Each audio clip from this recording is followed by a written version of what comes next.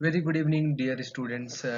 Today we are going to discuss a topic of Faizule's formula, flow of liquid through a capillary tube. Uh, Sir Faizule actually derive a formula of flow of liquid through a capillary tube. Okay, so let's go for it. Faizule's assumptions. First, we see what is the assumptions of Faizule's. Here I present some points. First point is the capillary tube is capped horizontal. Everyone know about the capillary tube. Capillary tube, that means the hollow tube which have the large length and very minimum radius is called the capillary tube. And there is no effect of gravity. So if the capillary tube is horizontal, that means there are no any effect of the gravity on the flow of the fluid.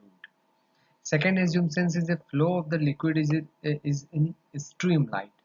Streamline, we know about the streamline flow and turbulent flow. So the flow is streamline, that means the particle of each one particle is going and another particle is also following their path.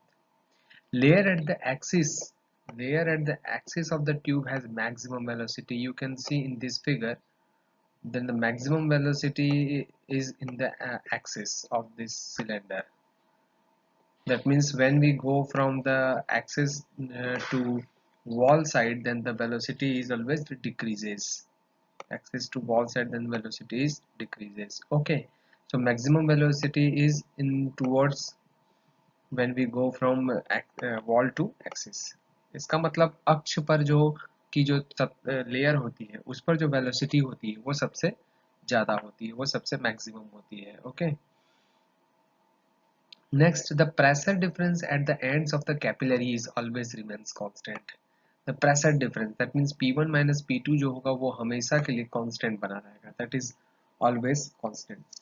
So we we should go for the derivation portions. Okay, तो अब हम derivation की तरफ चलते हैं. In derivation portions, this figure is from the R.P. Goel book, and you have a capillary tube, and we know the capillary tube जो है वो बहुत सारे layers उसके होते हैं. तो हमने एक x रेडियस का एक लेयर यहाँ पर लिया हुआ है ना, और एक लिया है x plus D x radius का. तो नेचुरली जो एक्स रेडियस का जो लेयर है, ये वाला लेयर आप देख रहे होंगे, उस पर ये लेयर की जो वेलोसिटी होगी, यदि वो v हम एज्यूम कर रहे हैं, तो डेफिनेटली जब ऊपर की ओर का लेयर हम जाएंगे x प्लस डी एक्स में, तो वेलोसिटी क्या होगी, डिक्रीज होगी. तो small amount of the velocity is decreases, so the layer, ये लेयर जो है x plus D x distance पे, उसकी वेलोसिटी जो है v माइनस डी वी हमने लेनी है.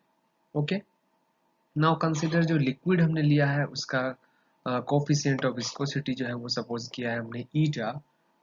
ओके, प्रेशर डिफरेंस जो हमने पहले बताया वो P है, L इसकी लेंथ है.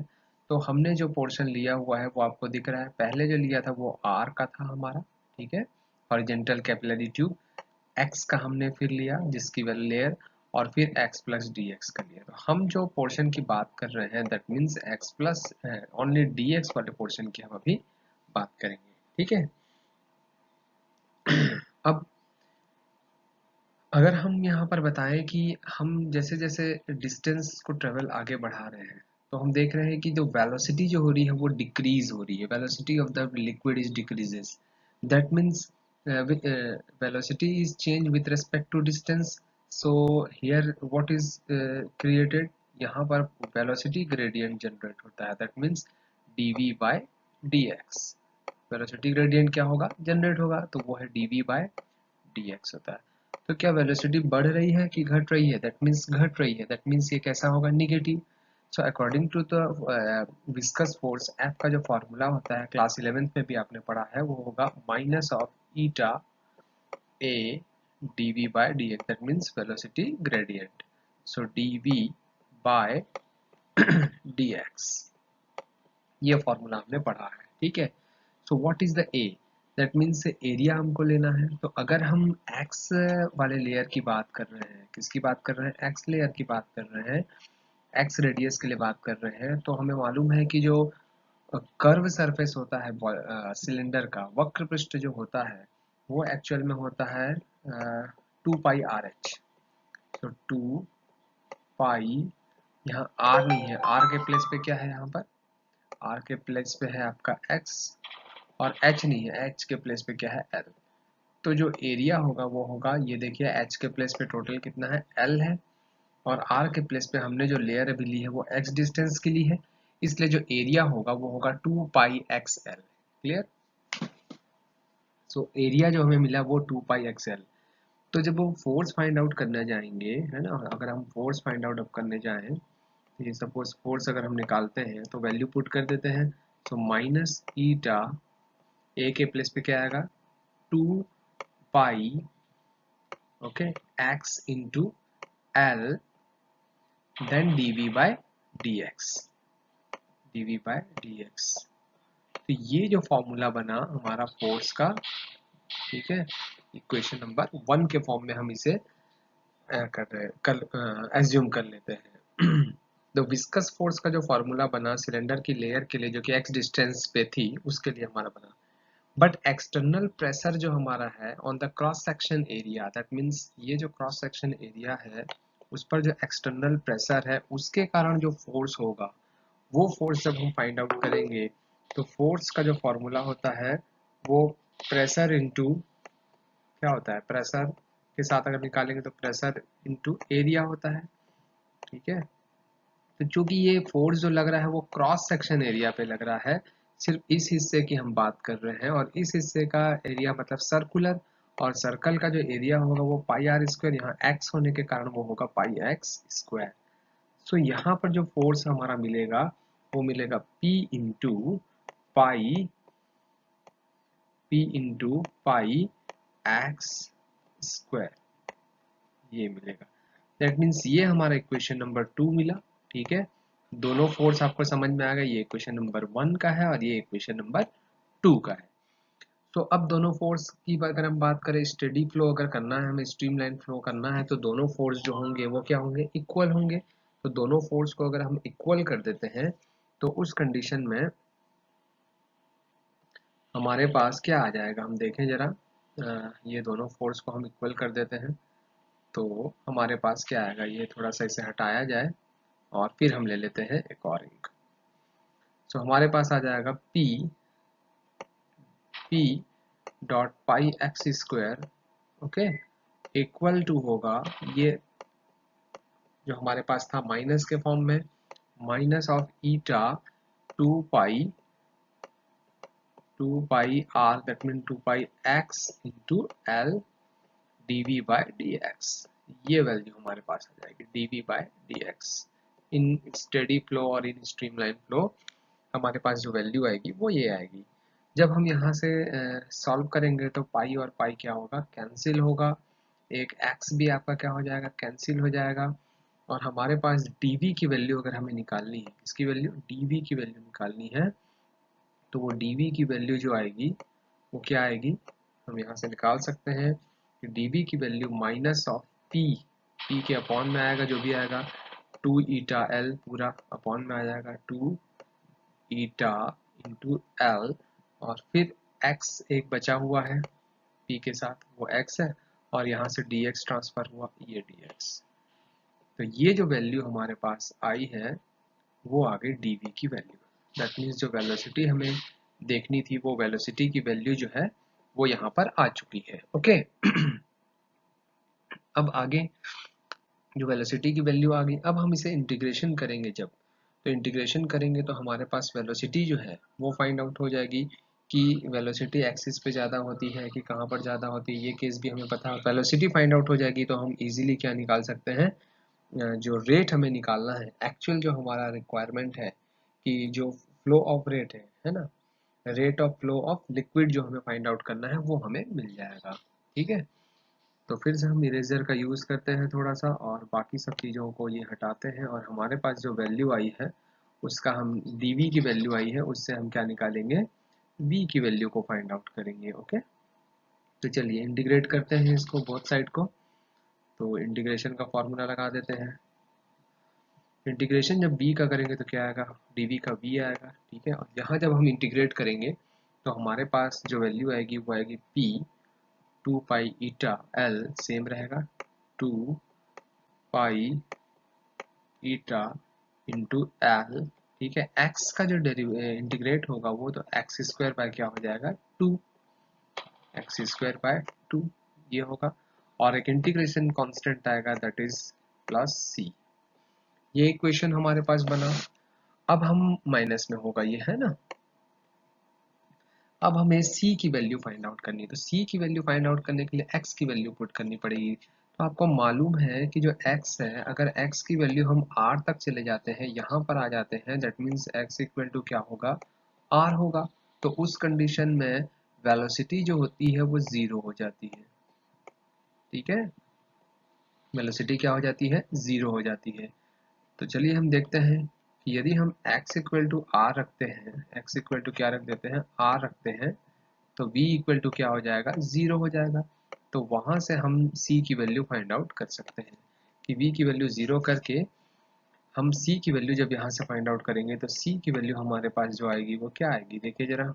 c की वैल्यू हमारे पास आएगी, ट्रांसफर कीजिए इसको, तो हमें मिलेगी पी आर स्क्वायर, ये मिल जाएगी P R square. R square क्यों समझ में आया, क्योंकि x के प्लेस पे हमने क्या पुट किया है r अपॉन 4 के फॉर्म में मिलेगी 4 2 इंटू 2 4 ईटा एल। ठीक है, 4 ईटा एल मिलेगी, क्योंकि यहाँ पर तो पाई हमने लिख दिया था, यहाँ पाई नहीं है, क्या मिलेगा वो 4 ईटा एल के फॉर्म में मिलेगी। तो ये सी की वैल्यू हमारे पास आ गई, P R square upon 4 eta L.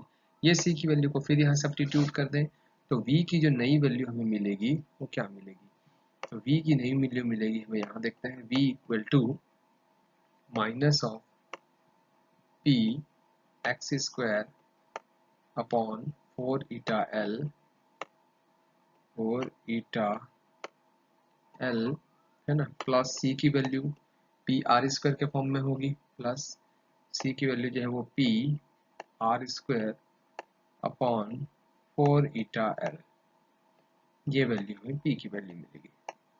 तो सिंप्लीफाई करेंगे तो हमें क्या होगा, p अपॉन 4 ईटा सब कॉमन आ जाएगा, p अपॉन 4 eta l common, that means we get positive side पहले लिखिए, R square minus of x square, ये वैल्यू हमें मिल जाएगी। करेक्ट है डेरिवेशन में। तो ये वैल्यू हमें b की मिली, जो कि ये जो वैल्यू है यही हमारा मेन फॉर्मूला बनता है b के लिए। करेक्ट। ये इक्वेशन क्या रिप्रेजेंट करता है, distribution of velocity of different layers of liquid, ठीक है, फ्लोइंग इन कैपिलरी ट्यूब की जो डिस्ट्रीब्यूशन होता है वो कैसा होता है, पैराबोलिक होता है, ये बताता है। पैराबोलिक क्यों, जैसे जैसे हम x की वैल्यू जो है रखते जाएंगे, r से कम रखेंगे, तो डेफिनेटली जो v की वैल्यू होगी वो बढ़ती जाएगी, जैसे जैसे x की वैल्यू r की तरफ रखेंगे वो कम होती जाएगी। तो x इक्वल टू जब r रखेंगे तो v इक्वल टू 0 होगा, और x इक्वल टू जब 0 रखेंगे तो v इक्वल टू मैक्सिमम होगा, है ना। तो चलिए उसका जो डायग्राम हमें देखना है वो देखते हैं। ये कि जो distributions of velocity liquid flowing in capillary tube जो होगा वो ये होगा, जो कि हमने फॉर्मूला निकाला था लास्ट वी का, वो हमारा फॉर्मूला जो था उस फॉर्मूले पर एक बार मैं यहाँ पर फिर से उसे लिख रहा हूँ, पी अपॉन 4 ईटा एल, ये 4 eta L R square minus x square, R square minus क्या था एक्स स्क्वायर, ये फॉर्मूला था। इस फॉर्मूले में से हम देख सकते हैं कि जब x की वैल्यू आप r पुट करते हो, है ना, तो डेफिनेटली v की वैल्यू क्या हो जाएगी 0, और जब x की वैल्यू आप 0 पुट करते हो तो r की जो वैल्यू होगी, है ना, वो v की जो वैल्यू होगी वो क्या हो जाएगी, मैक्सिमम हो जाएगी। करेक्ट। अब हम बात करना चाहते हैं volume of the liquid flowing out per second with the cylinder layer between the radius x plus x था हमारा रेडियस, और x प्लस dx के जो बीच का हिस्सा है वहां का हम रेट निकालना चाहते हैं। ठीक है, तो वहां का रेट निकालना है, मतलब हमें निकालना है, क्यू नहीं निकालना है, हम निकालेंगे क्या dq, और dq का फॉर्मूला जो होगा, रेट हमें निकालना है, तो जो भी लेयर का रेट निकालना है उसका क्रॉस सेक्शन एरिया, है ना, और इनटू क्या करेंगे हम वेलोसिटी करेंगे, तो cross section area into velocity करेंगे। So the volume of the liquid flowing out per second, तो हमें वॉल्यूम निकालना है पर सेकेंड में, है ना, तो मेन हमको वॉल्यूम ही निकालना है। तो वॉल्यूम जो होता है वो एक्चुअल होता है एरिया इंटू जो भी हमें लेंथ मिल जाए या जो भी हमें वैल्यू मिल जाए। तो हमारा जो यहाँ पर एरिया है, एरिया इंटू क्या मिल जाए, हमें एक्चुअल में क्या निकालना पड़ेगा, area cross section of the layer निकालना पड़ेगा, ठीक है। और उसके साथ साथ हम क्या निकालेंगे, वेलोसिटी। तो जो भी एरिया है उसके साथ अगर हम वेलोसिटी निकाल दें, तो वेलोसिटी जो कि हमें मिल चुकी है, और एरिया अगर हम उसके उस प्लेस का निकालना है तो 2 पाई हम x तो लेंगे, उसके साथ हमको लेना पड़ेगा क्या, dx, क्योंकि हम dx प्लेस पे ही लेना चाहते हैं। कितने रिंग की बात कर रहे हैं dx प्लेस पे, ये आई थिंक लिया होगा लेंथ इंटू ब्रेड्थ के लिए फॉर्मूला, इंटू v की जो वैल्यू है वो हमारे पास है p अपॉन टोटल, जो हमारे पास वैल्यू आई है 4 eta L R square minus x square D X, ये value R square minus x square D X. ये आपको समझ में आया होगा। ये एक्चुअल में क्या है, volume of the liquid flowing out per second within the cylinder, ठीक है, layer between the radius X और X plus D X. That means हमने बात की थी एक्स और एक्स प्लस डी एक्स के बीच का जो लेयर है उसमें जो volume of the liquid flow out per second होता है वो कितना होता है। तो कितना फ्लो होता है, तो जो भी एरिया है उस एरिया से आप बी का क्या कर दीजिए, मल्टीप्लाई। तो area of cross section of the layer हमने ले लिया, तो एरिया जब लिया तो 2 पाई x डी एक्स होगा, है ना। और फिर हमारे पास जो वेलोसिटी थी वो हमने ले ली। अब ये तो डी क्यू है, एक्चुअली हमें निकालना क्या है, क्यू। तो हमें क्यू निकालने के लिए फिर से क्या करना पड़ेगा, क्यू हम क्यों निकालना चाहते हैं, क्योंकि होल ट्यूब के लिए निकालना है, और होल ट्यूब के लिए हमें जाना होगा पूरे कहाँ तक, जीरो से लेकर आर डिस्टेंस तक जाना होगा। तो क्यू जब आप फाइंड करेंगे तो इसको आपको क्या करना होगा, इंटीग्रेट करना होगा 0 टू आर में। आप 0 टू आर तक इसे क्या कर दीजिए, इंटीग्रेट कर दीजिए। लिमिट होगी 0, है ना, 0 टू क्या करेंगे हम, आर। 0 टू आर तक आप इसे क्या कर दीजिए, इंटीग्रेट कर दीजिए। तो इंटीग्रेट करने से हमें मिलेगा, क्या मिलेगा, तो पाई पी, एक्स वाले टर्म्स को हम अलग कर देते हैं अभी, ठीक है। तो पाई पी 2 ईटा, क्योंकि दो कैंसिल होगा, ये दो कैंसिल हुआ, ये दो कैंसिल हुआ, that means 2 eta into L, ठीक है। पाई हो गया, पी हो गया, 2 ईटा एल, फिर होगा R square minus x square into x वाले को अलग कर लीजिए, एक्स, ठीक है, और बगल में क्या आ जाएगा, डी एक्स। ये मैंने गलती से लिखा था, ठीक है। अब आर स्क्वायर एक्स के साथ एक बार होगा और एक बार एक्स क्यूब के साथ होगा। तो हमारे पास जो वैल्यू आएगी, थोड़ा सा इरेज करके यहीं से निकाल लेते हैं हम, ठीक है, ये पूरा इरेज कर देते हैं और यहीं पर वैल्यू हम फाइंड आउट कर लेते हैं इसकी। इंटीग्रेशन के बाद की जो वैल्यू आएगी वो पूरी, ठीक है। क्या आएगी वैल्यू, देखें, बिल्कुल देखनी पड़ेगी हमें। पाई अब पी अपॉन 2 ईटा एल, जैसा था वैसा ही रहा, ठीक है। आर स्क्वायर के साथ चूंकि एक्स अंदर मल्टीप्लाई होगा तो आर स्क्वायर के बगल में आ जाएगा एक्स स्क्वायर बाय 2, करेक्ट। ये वैल्यू आएगी। और फिर आपका आएगा एक्स स्क्वायर, एक्स क्यूब हो जाएगा, तो x to the power 4 by कितना आ जाएगा, 4। और लिमिट जो आपकी रहेगी वो होगी 0 टू, जो कि हम राइट साइड में हमेशा लिखते हैं 0 टू आर। अब जब वैल्यू पुट करोगे तो ये हो जाएगा R to the power 4 by 2 होगा, minus R to the power 4 by 4, ये वैल्यू होगी। और यूजुअली ये जो ऊपर वाली वैल्यू है वो तो सेम आ जाएगी, ये वाली तो वैल्यू सेम आ जाएगी। तो जब हाफ में से 1/4 जाएगा तो 1/4 ही आएगा। तो हमारे पास जो वैल्यू आएगी वो आएगी pi P R to the power 4, ठीक है, अपॉन 4 का 2 से मल्टीप्लाई होगा तो कितना आ जाएगा, 8, करेक्ट, ईटा एल। ये वैल्यू आएगी क्योंकि जो कि पाइजूले ने फाइंड आउट, इसी को हम पाइजूले का फॉर्मूला या पाइजूले का इक्वेशन भी कह सकते हैं। This equation is called the Poiseuille's equation, ठीक है। ये लेकिन इक्वेशन तभी होता है जब हम पाइजूले के जो हमारे एज्यूम्पशंस थे, ठीक है, पाइजुले के जो हमारे एज्यूम्पशंस थे उसको माने, जो स्टार्टिंग में हमने 4 एज्यूम्पशंस दिए थे वो अगर आप मानते हैं तभी ये क्या होगा, फॉर्मूला सक्सेस होगा, अदरवाइज ये नहीं होगा। ठीक है, तो यहाँ से हमें एक चीज क्लियर हो गई कि जो वेलोसिटी जो q है वो r⁴ के पर डिपेंड करता है। इसका मतलब r जितना ज्यादा होगा उतना ही आपका क्या चेंज होगा, q चेंज होगा। चलिए देखते हैं उसे भी। So here, so the figure shows the graph between the rate of the flow of the liquid Q, rate of the flow of the liquid Q, and the pressure difference P between the two corner of the tube.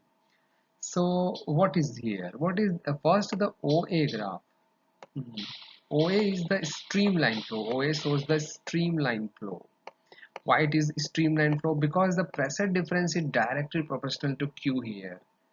So it is the flow when the velocity of the we know about the streamline flow. The velocity of the flow is the what, below the velocity of critical. So this is the so part OA, so the streamline flow. But in if we see the this part, that means pressure difference is not directly proportional to the Q. That means rate of flow of liquid.